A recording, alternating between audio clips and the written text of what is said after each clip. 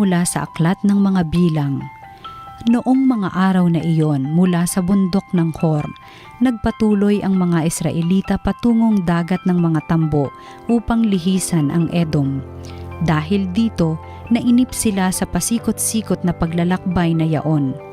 Nagreklamo sila kay Moises, "Inialis mo ba kami sa Ehipto para patayin sa ilang na ito? Wala kaming makain ni mainom. Sawa na kami sa walang kwentang pagkain ito." Dahil dito, sila'y pinadalhan ng Panginoon ng makamandag na ahas at sino mang matuka nito ay namamatay. Kaya lumapit sila kay Moises. Sinabi nila, "Nagkasala kami sa Panginoon at sa iyo. Idalangin mo sa kanyang paalisin ang mga ahas na ito." Dumalangin nga si Moises at ganito ang sagot sa kanya ng Panginoon, "Gumawa ka ng isang ahas na tanso. Ilagay mo iyon sa dulo ng isang tikin at sino mang matuklaw ng ahas na tumingin doon ay hindi mamamatay." Gayon nga ang ginawa ni Moises.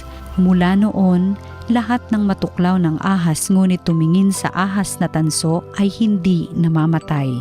Ang salita ng Diyos. Dinggin mo ang aking dasal pagsamo ko'y paunlakan. Dinggin mo, O Poon, ang aking dalangin. Lingapin mo ako sa aking pagdaing. Huwag ka sanang magkubli sa akin, lalo sa panahong may dusa't hilahil. Pag ako'y tumawag, ako'y iyong dinggin. Sa sandaling iyo'y agad mong sagutin. Dinggin mo ang aking dasal pagsamo ko'y paunlakan. Ang lahat ng bansa sa Poon ay takot, maging mga hari sa buong sinukob. Kung iyong itayong pamuli ang Sion, ika'y makahayag doon, Panginoon. Daing ng mahirap ay iyong diringgin, di mo tatanggihan ang kanilang daing. Dinggin mo ang aking dasal pagsamo ko'y paunlakan. Ito'y matitiktik upang matunghayan ng sunod na lahing di pa dumaratal. Ikaw nga, O Poon, ay papupurihan. Mula sa itaas luklukan mong banal. Ang lahat sa lupa'y iyong minamasdan. Iyong dinirinig ang pagtataghuyan ng mga bilanggong ang hatol ay bitay, upang palayain sa hirap na taglay. Dinggin mo ang aking dasal pagsamo ko'y paunlakan. Ang mabuting balita ng Panginoon ayon kay San Juan. Noong panahong iyon, sinabi ni Jesus sa mga Pariseyo, "Ako'y yayaon. Hahanapin ninyo ako, ngunit mamamatay kayo sa inyong mga kasalanan. Hindi kayo makapupunta sa paroroonan ko." Sinabi ng mga Hudyo, "Magpapakamatay kaya siya, kaya niya sinasabing, hindi kayo makapupunta sa paroroonan ko?" Sumagot si Jesus, "Kayo'y taga-ibaba, ako'y taga-itaas. Kayo'y taga-sanlibutang ito, ako'y hindi. Kaya sinabi ko sa inyo na mamamatay kayo sa inyong mga kasalanan. Mamamatay nga kayo sa inyong mga kasalanan kung hindi kayo maniniwalang ako'y si ako nga." "Sino ka ba?" tanong nila. Sumagot si Jesus, "Ako'y yaong sinabi ko na sa inyo mula pa noong una. Marami akong masasabi at maihahatol laban sa inyo. Ngunit totoo ang sinasabi ng nagsugo sa akin at ang narinig ko sa kanya ang ipinapahayag ko sa sanlibutan."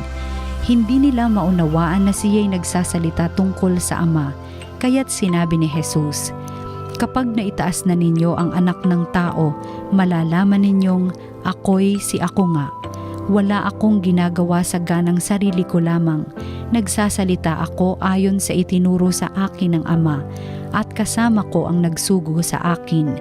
Hindi niya ako maiiwan, sapagkat lagi kong ginagawa ang nakalulugod sa Kanya.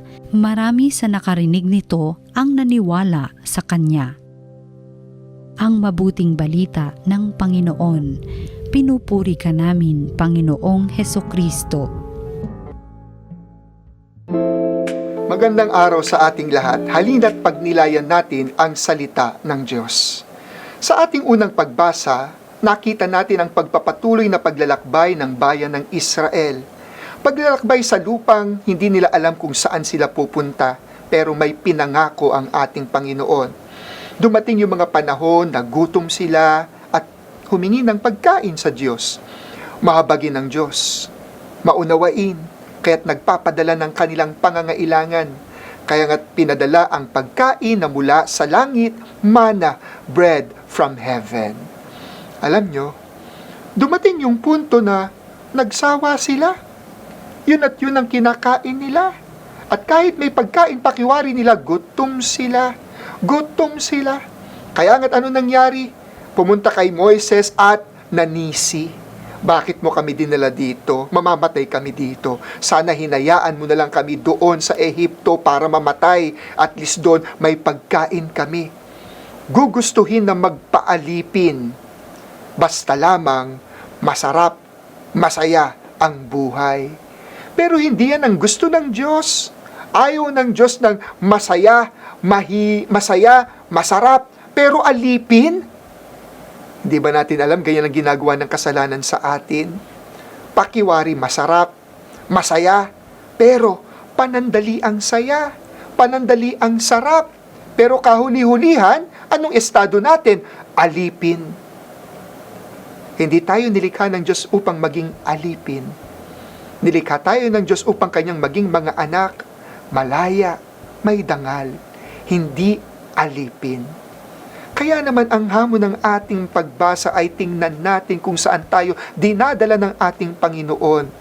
Pilit na tayong pinapalaya mula sa ating kabunduhan, mula sa ating pagkamakasarili, mula sa ating mga maliliit na pananaw na kaligayahan just to be satisfied. No. Because the Lord comes to satisfy a greater longing in our hearts. And when He comes to help us, what He gives is not temporary, but what He gives is genuine. It lasts forever. Pero ano bang hinihingi ng ating Panginoon? Pananampalataya. Maniwala ka, kasi sinabi niya, pag tumitig ka, gagaling ka, kaya't gawin mo yon.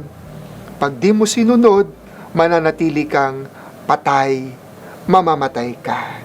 Kaya nga't panong balikin natin ang pananampalataya, makinig tayo sa kanyang pinag-uutos. Pag sinabi niyang tumitig ka. Sapagkat ang kanyang utos, ang kanyang salita nakapagbibigay buhay. Kaya't nito, silang tumitig, silang sumunod, nabuhay muli, napagaling ng ating Panginoon. Sa ating ebanghelyo, nakita natin dito, totoo po, sa maraming okasyon, ang kagustuhan ng ating Panginoong Hesus, lahat tayo makapasok sa langit, lahat tayo makarating sa kanyang tahanan. Kaya nga't pinagmamalaki niya, sa bahay ng aking ama napakaraming silid, kasya kayong lahat, may kalulugaran kayo, invited kayong lahat. Nag-imbita, lahat tayo imbitado. Pero alam nyo, hindi naman lahat ng inimbita qualified. Dapat yung naiiniimbita, kapag ka inimbita ka ng hari, abay maghanda ka. Paghandaan mo yung pagpunta doon. Hindi naman basta nag-iimbita, you come as you are. No, we have to prepare ourselves. We have to have faith. Because if we believe that is the house of God, that is the heart of God, then only those who have faith can enter. That is why who were not qualified to enter. Kaya nga tang sabi, hindi kayong lahat makapapasok. Hindi kayong lahat makararating sa kinaroroonan ko. Sino inilista dito ng ating Panginoon? Kayong mga namuhay sa kababaan. Don't get me wrong, it's not humility, it's not kababaan ng kalooban. Kayong mga nabuhay ng below the standard, below your dignity, below kung sino ka. Hindi ka naging anak ng Diyos sapagkat sa pamumuhay mo, pinamuhay ka bilang makasalanan. Below.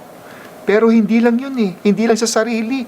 Kung paano natin tinrato yung iba. Tinrato natin yung ibang mababa para bagang walang dangal. Mababa kaya minamata natin. Mababa ang pagtingin natin. Sa mga taong mababa ang pagtingin sa iba, abay, huwag kang makasisigurong mataas ka. Sapagkat sinasabi, maging sa Magnificat, kayong nagpapakataas, ibabagsak. Siyang nagpapakababa, itatanghal. Sino pa nga ang hindi pwedeng makapasok sa langit at hindi pwedeng makarating kung nasaan si Jesus? Abay silang naging alipin ng mundo.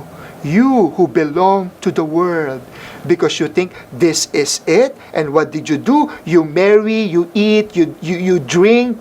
Kasi pag namatay ka, wala na. Nagpakaalipin sa mundo.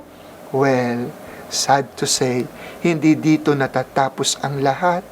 Kahit iniimbitahan tayo na mamuhay na mayroong tinatanaw, may pagkabuhay. Hindi ito na. Ito ay patikim. Daan upang paghandaan natin ang totoo nating tahanan. This is not yet it. Sinong hindi makakapunta sa langit, silang nalugmok sa pagkakasala. Kaya sinasabi ito ng ating Panginoon, it's not to make a judgment period. No. But for them to realize where they are, for them to realize the status of their soul. And the invitation is to repent. The invitation is to be awake, gumising, sapagkat nagpakaalipin, naging makamundo, naging mapangmata, namuhay ng parabagang para lamang dito tayo sa mundo. Jesus' invitation is for us to be awake and to heed His call. Like in the first reading when He says, look at Him, stare, gaze at Jesus. And when you do that, have faith. Panumbalikin ang ating pagtingin kay Kristo, sapagkat Siya ang tunay na lunas at kailangan ng ating kaluluwa. Makinig, magkaroon ng pananampalataya. Amen.